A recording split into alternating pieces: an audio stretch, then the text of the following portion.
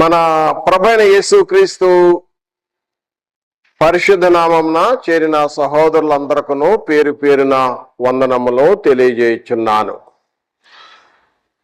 దేవుని ఉచిత కృప చొప్పున ఈ రోజున మనము వాక్య సందేశము విందాం. ప్రార్థన చేసుకొని ప్రారంభించుకుందాం. ప్రార్థన. మహాపరిశుద్ధుడైన తండ్రి, పరలోకమునున్న తండ్రి, మిమ్మల్ని స్తుతిస్తున్నాం. యేసుక్రీస్తు నామమున మేము చేరి మీ సన్నిధిలో పరిశుద్ధ లేఖనములను ధ్యానించుచుండగా మీరు మాకు బోధించి మా యొక్క జీవితాలు ఈ వాక్యం ద్వారా సరిదిద్దుకునే, దిద్దుబాటు చేసుకునే భాగ్యం అనుగ్రహించమని ఈ యొక్క వాక్య సందేశము అనేక మందికి, సేవకులకు, విశేషంగా సువార్థికులకు ఉపయోగకరంగా ఉండకును సహాయం చేయమని యేసుక్రీస్తు నామమున ప్రార్థించి వేడుకొంచున్నాము తండ్రి. ఆమేన్. ప్రియమైన సహోదరులారా, ఈరోజు వాక్య భాగము చదువుకుందాం. క్రొత్త నిబంధన అపోస్తలుడైన పౌలు గారు తిమోతికి రాసిన మొదటి పత్రిక 4వ అధ్యాయము 12వ వచనము చదువుతున్నాను. నీ యవ్వనమును బట్టి ఎవడను నిన్ను తృణీకరింపనీయకము గాని మాటల్లోనూ, ప్రవర్తనలోనూ, ప్రేమలోనూ, విశ్వాసములోనూ, పవిత్రతలోనూ విశ్వాసులకు మాదిరిగా ఉండము. ఈ వాక్యాన్ని ఆధారం చేసుకొని నీ ప్రవర్తనలో మాదిరిగా ఉండు అంటున్నాడు పౌలు గారు తన విశ్వాస కుమారుడైన తిమోతికి తెలియజేస్తూ, బీ యాన్ ఎగ్జాంపుల్ అని ఒక మాదిరిగా, విశ్వాసులకు మాదిరిగా ఉండు ఓ తిమోతి అని తెలియజేస్తున్నాడు. కాబట్టి అంశం ఏమనగా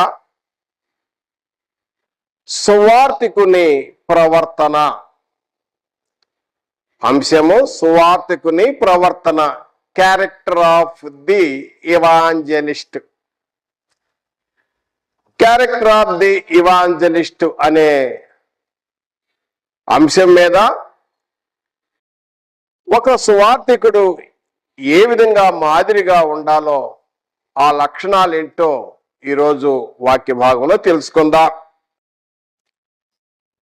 ప్రియమైన సహోదరులారా, మొదటగా సువార్తికుడు అనగా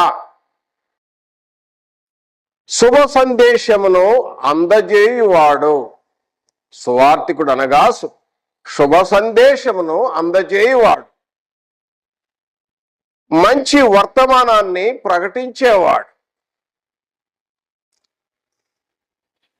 సువర్తమానాన్ని ప్రకటించేవాడు సువార్తికుడు. రెండవదిగా సువార్త అనగా నేమి. సువార్త అనగా మంచి వార్త, శుభవార్త, సువర్తమానము. సువార్త అనేది ఆత్మను రక్షించుటలో దేవుని శక్తి. పౌలు గారు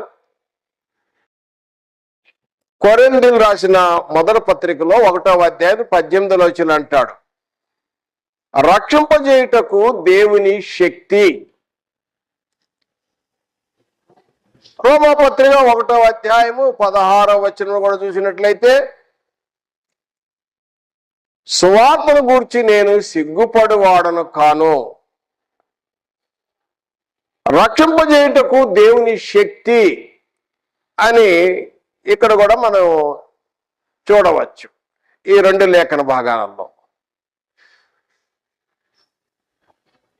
సువార్త అనేది పౌలు గారు ఏం చెబుతున్నారంటే కొరింథీ రాసిన మొదటి పత్రికలో 15వ అధ్యాయం అసలు సువార్త అనగా ఏమిటి అనేది పౌలు గారు మనకు ఆ డెఫినేషన్, ఆ తాత్పర్యం తెలియజేయుచున్నాడు. కొరింథీ రాసిన మొదటి పత్రిక 15వ అధ్యాయం 1 నుండి 4 వచనములలో సువార్త అనేది అది రక్షింపజేస్తుంది, ఆత్మలను రక్షింపజేసేది. నేను మీకు ప్రకటించే సువార్త అంటాడు. నేను ప్రకటించే సువార్త ఆత్మ రక్షింపజేస్తుంది. 3-4 వచనాలు అంటాడు, నాకు ఇవ్వబడిన ఈ యొక్క ఉపదేశం ఏంటంటే ఆయన ఏం తెలియజేస్తున్నాడంటే యేసుక్రీస్తు వారు మన పాపల నిమిత్తము లేఖన ప్రకారము మృతి పొందాడు, సమాధి చేయబడ్డాడు, లేఖన ప్రకారము తిరిగి లేచాడు. ఇదే సువార్త. ఈ సువార్త వల్ల రక్షింపబడతారు. ఇది శిలువ సువార్త. తిమోతికి రాసిన 2వ పత్రికలో కూడా 2వ అధ్యాయం 8వ వచనం, నా సువార్త ప్రకారము దావీదు సంతానములు పుట్టి మృతుల్లో నుండి లేచిన యేసుక్రీస్తును జ్ఞాపకం చేసుకొనండి అంటాడు. ఇది నా సువార్త ప్రకారము అంటాడు. ఇంకో చోట కొరింథీ రాసిన మొదటి పత్రికలో 9వ అధ్యాయం 16వ వచనం అంటాడు, అయ్యో సువార్త ప్రకటించబోయేలా నాకు శ్రమ. నేను గనక సువార్తను ప్రకటించకపోతే ఇది నాకు శ్రమ. సువార్తను ప్రకటించవలసిన భారము నాకున్నది. మరి పౌలు గారు ఎంత ఆసక్తితో తెలియజేస్తున్నారంటే ఈ సువార్త ఏంటంటే యేసుక్రీస్తు మరణ సమాధి పునరుద్ధారణ గుర్చిన సువార్త. ఆ సువార్త ఏం చేస్తుందంటే ఆత్మలను రక్షింపజేస్తుంది. అనేక ఆత్మలు నశించుచున్న ఆత్మలు రక్షింపజేయటానికి ఈ శుభవార్త, ఈ సువార్త, ఇది దేవుని యొక్క శక్తి.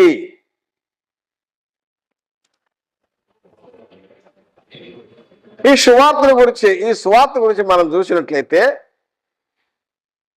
పేతురు గారు అపోస్తల కార్యంలో 2వ అధ్యాయంలో ఆయన ప్రసంగంలో 2వ అధ్యాయం 14వ వచనం నుండి 38వ వచనం వరకు ఆయన సువార్త ప్రకటన చేసినప్పుడు, అయ్యో మేమేమి చేయవలని అడిగి చెప్పినప్పుడు, మీరు మారు మనసు పొంది పాప క్షమాపణ నిమిత్తం యేసుక్రీస్తు నామమున బాప్తిసం పొందండి, పరిశుద్ధాత్మని వరం పొందుతారు, మీరు రక్షింపబడతారు, సంఘంలో చేర్చబడతారు, మీకును దూరస్తులకును మీ పిల్లలకు రాబోయే జనరేషన్ అందరూ కూడా ఈ వాగ్దానం ఉన్నది. పరిశుద్ధాత్మని వరం పొందుతారు, రక్షింపబడతారు, మీ పాపాలు కడిగివేయబడతాయి అని చెప్పినప్పుడు ఇది సంపూర్ణ సువార్త. పేతురు గారు యెరూషలేములో పెంతెకోస్తు దినాన చేసిన మొట్టమొదటి గొప్ప ప్రసంగం ఈ సువార్త. యేసుక్రీస్తు మరణ సమాధి పునరుద్ధానము ఇది దేవుని సంకల్ప. జగత్తు పునాది వేయబడక మునిపే ఉన్న ప్రణాళికని ప్రకటన చేసినప్పుడు అది అతని సమాధి ఖాళీ ఉంది చూడండి, ఎందుకు మేము సాక్ష్యంలో చెప్పినప్పుడు అక్కడున్న ఇజ్రాయెల్ ప్రజలు అనేక మంది విన్నారు. వాస్తవానికి అందులో నుండి వేరైన వారు, సపరేట్ అయిన వారు 3000 మంది రక్షింపబడ్డారు. ఈ సువార్త ద్వారా ఎప్పుడైతే యేసుక్రీస్తు మరణ సమాధి పునరుద్ధానం యొక్క సువార్తను ప్రకటించారో 3000 మంది రక్షింపబడి సంఘంలో చేర్చబడ్డారు. అందుకనే పౌలు గారు అంటాడు కొరింథీ రాసిన 2వ పత్రికలో 4వ అధ్యాయం 1వ వచనంలో, ఈ పరిచర్య పొందినందున అధైర్యపడము అని చెప్పి 4వ అధ్యాయం 7వ వచనంలో, కొరింథీ రాసిన 2వ పత్రికలో 4వ అధ్యాయం 7వ వచనంలో అంటాడు, ఆయనను ఆ బలాధిక్యము మామూలదై కాకుండానట్లు దేవునిదే ఇంటున్నట్లు మంటి ఘట్టంలో మాకు ఈ ఐశ్వర్యము కలదు. ఈ పరిచర్య, ఈ సువార్త చేసే పరిచర్య ఈ మంటి ఘటములలో ఎర్తన్ వెజల్స్, మంటి బొర్ర, మంటి శరీరం, మంటిలో కలిసిపోయే ఈ దేహములో దేవుని వచ్చిన మాట, యేసుక్రీస్తు వారు చేసిన పరిచర్య, అపోస్తులు చేసిన పరిచర్య, ఈ పరిచర్యను ఈ దేహములో ఉంచాడు గనుక ఈ ఘనత మహిమా ప్రభావాలు దేవునికే చెల్లునుగాక అని పౌలు గారు సంబోధిస్తున్నాడు. ఎంత గొప్ప భాగ్యం! ఈ సువార్త వలన ఆత్మలు రక్షింపబడతాయి. ఈ లోకయాత్ర, సువార్తికులు లోకయాత్ర ముగించిన తర్వాత ప్రభు ఎదుట నిలబడినప్పుడు ప్రభు అడిగేదే, నీ చేతులు చూపి అంటాడు. ముందు నువ్వు ఏం తెచ్చావో, ఎన్ని ఆత్మలు తెచ్చావు, నీ చేతులు చూపి. ఒడ్డు చేరి నీ దర్శనం నిలిచినప్పుడు రక్షక, ఒక్క ఆత్మని తేకపోతే నేను సిగ్గుపడిపోదునా? ఒకవేళ నువ్వు ఆత్మను సంపాదించి ప్రభు ఎదుట నిలబడితే మెచ్చుకుంటాడు. ఈ శుభవార్త, ఇది మంచి వార్త. ఈ సువార్త మొదటగా సువార్తికుడు, సువార్త అనే అర్థం తెలుసుకున్నాం. సువార్తికుడు అంటే ఏంటో అర్థం తెలుసుకున్నాం. మూడవది ప్రవర్తన. ప్రవర్తన అనగా ఇంగ్లీష్ పదం ఏంటంటే క్యారెక్టర్. ప్రవర్తన. ప్రవర్తన అనేక పర్యాయ పదాలు ఉన్నాయి తెలుగులో. నడవడి, శీలము, గుణము, స్వభావము, ఇవన్నీ అనేక పదాలు ఉన్నాయి. కాబట్టి ఈ ప్రవర్తన అనేది చాలా ప్రాముఖ్యం. ఒక మంచి సువార్తికుడు మంచిగా బోధించగలుగుతాడు. అతనికి అనేక అవార్డులు ఉన్నాయి, రివార్డులు ఉన్నాయి, అనేక పత్రాలు సంపాదించాడు. కానీ ప్రవర్తన గనక లేకపోతే అవన్నీ కూడా జీరో. సువార్తికునికి ప్రవర్తన ఎంతో అవసరము.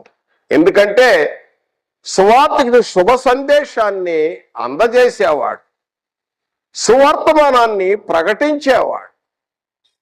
కాబట్టి సువార్తికునికి తప్పనిసరిగా మంచి ప్రవర్తన అవసరం. ఒక మంచి ప్రవర్తన ఎలా ఉంటది అంటే తన యొక్క తత్వము బట్టి, తన యొక్క నడవడిని బట్టి, తన యొక్క నిజాయితీని బట్టి, తన యొక్క నమ్మకాన్ని బట్టి, తాను చూపించే దయాళత్వాన్ని బట్టి, తనకున్న బాధ్యతలు నెరవేర్చడాన్ని ఈ విధంగా మనం చూడవచ్చు. ఒక మంచి నడవడి. ఒక సువార్తికుని నడవడి ఎలాగో తెలుసుకోగలుగుతామంటే తాను జీవించే జీవన విధానాన్ని మనం గమనిస్తే తేటగా తెలుసుకోగలుగుతాం. అది కూడా దూరంగా ఉంటే తెలుసుకోలేం. ఆ సువార్తికి దగ్గరగా క్లోజ్గా ఉన్నప్పుడు మాత్రమే అతని యొక్క ప్రవర్తన ఏంటో మనం తెలుసుకోగలుగుతాం. ఏ వ్యక్తి ప్రవర్తన అంతే. నువ్వు ఒక రూమ్మేట్గా ఉంటే అతని యొక్క ప్రవర్తన తెలుసుకోగలుగుతావు, డ్యూటీ మేట్గా ఉంటే నువ్వు తెలుసుకోగలుగుతావు. చాలా దగ్గరగా ఉన్నప్పుడు మాత్రమే అతని యొక్క స్వభావం ఏంటో మనం, అతని యొక్క గుణశీలం ఏంటో తేటగా తెలుసుకోగలుగుతాం. సువార్తన యొక్క ప్రవర్తన సరిగా లేకుండా ఈ సువర్తమానం ప్రకటన చేసినట్లయితే అక్కడ వెనక కూర్చున్న వ్యక్తి ఏమనుకుంటాడంటే, నువ్వు బాగానే చెప్తున్నావయ్యా, కానీ నువ్వు చెప్పినట్లేదే నీ నడవడి అని మనసు పెద్దగా అనకపోయినా కూడా తన మనసులో అనుకుంటా ఉంటాడు. ముందు నువ్వు సరి చేసుకో, ముందు నీ నడవడి సరి చేసుకో, తర్వాత ప్రకటన చేయి అని సాధారణంగా మనుషుల యొక్క ఆలోచన వచ్చింది తప్పనిసరిగా. అంత మాత్రమే కాదు, సువార్తికుని ప్రవర్తన గురించి చదువుతున్నప్పుడు మనుషులే కాదు దేవుడు కూడా ప్రశ్నిస్తున్నాడు. దేవుడు అంటున్నాడు, దయచేసి గమనించండి, కీర్తన గ్రంథము 50వ కీర్తనలో లేఖనాలు గమనించండి. 50వ కీర్తనలో 16వ వచనం నుండి 18వ వచనం వరకు నేను చదువుచుండగా మీరును లేఖనంబ భాగాను గమనించవలైన 16వ వచనం 50వ కీర్తన 16 నుండి 18 వచనంలో భక్తిహీనులతో దేవుడు ఇట్లు చెప్పుచున్నాడు, దేవుడు ఇట్లు సెలవిచ్చుచున్నాడు, నా కట్టడలు వివరించుట నీకేమి, నా నిబంధన నీ నోట వసించుట ఏమి, దిద్దుబాటు నీకు అసహ్యం కదా, నీవు నా మాటలు నీవు వెనుక త్రోసివేసితివి, నీవు దొంగను చూసినప్పుడు వానితో ఏకభించుదవు, వ్యభిచారులతో నువ్వు సాంగత్యము చేయదు. నువ్వు చేసే పనేంటి? దేవుడు అంటున్నాడు, పరిశుద్ధాత్మ చేత ప్రేరణలు లేఖనాలు చెప్తున్నాయి, నీకు దిద్దుబాటు అసహ్యం కదా, ముందు సరి చేసుకొని ప్రకటన చేయి. నీకు దిద్దుబాటు అసహ్యం కదా, నా మాటలు వెనక తోసేసావు కదా, అసలు నా కట్టడలు వివరించడానికి నీకేం పని? నేను నీకు చెప్పానా? నువ్వు సహవాసం ఎలా ఉంది, నీ ఫెలోషిప్ ఎలా ఉంది, నువ్వు ఎవరితో సహవాసం చేస్తున్నావు? దొంగలతో సహవాసం చేస్తున్నావు, తర్వాత ఇంకెవరితో సహవాసం చేస్తున్నావు? దొంగను చూసినప్పుడు వారితో ఏకపించుతున్నావు, వానితో సమ్మతించుతున్నావు. అంత మాత్రమే కాదు, వ్యభిచారంతో నీవు సాంగత్యం. ఈ పనులు చేస్తా వచ్చి నేను వాక్యం ప్రకటిస్తాను, ముందు దిద్దుబాటు చేసుకో. నీవు లోటుపాట్లు ఏమున్నా వాటిని సవరణ చేసుకొని వచ్చి వాక్యం చెప్పమని. అసలు నేను చెప్పమన్నానా? దేవుడు భక్తిహీనుడు అంటున్నాడు, భక్తిపడు కాదతడు, భక్తిహీనుడు అంటాడు. భక్తిహీనులతో దేవుడు ఇలాగూ చెప్పుచున్నాడు. దేవుడు చెప్తున్న మాట నేను చెప్పేది కాదు, వాక్యం చదివి తెలియజేస్తున్నాను. ముందు స్వార్థికుని ప్రవర్తనలో ఏదైనా లోటుపాట్లు ఏదైనా ఉంటే సవరణ చేసుకొని దిద్దుబాటు చేసుకొని ప్రకటన చేసినప్పుడు అప్పుడు సువార్త, మనం ప్రకటించే సువార్త వాళ్ళ హృదయాల్లో తాకుతుంది, హిట్ అవుతుంది. దేవుని వాక్యం హృదయాల్లో తాకిద్ది, గుచ్చుకుంటుంది. దేవుని మాటలు సరిదిద్దుకుంటారు, దిద్దుబాటు అవసరం. కాబట్టి నా ప్రియ సహోదరుడా, ఉపోద్ఘాతములో మొదటగా నేను తెలియజేసినది ఏమనగా, సువార్తికుడు అనగా అర్థము తెలియజేసి ఉన్నాను. రెండవది, సువార్త ఎంత శక్తి, దేవుని శక్తి ఉందో తెలియజేసి ఉన్నాము. సువార్త అంటే అర్థం కూడా మనం తెలుసుకున్నాం. మూడవది, ప్రవర్తన, సువార్తికుని ప్రవర్తన ఎంతో ప్రాముఖ్యమని కూడా తెలుసుకొని ఉన్నాం.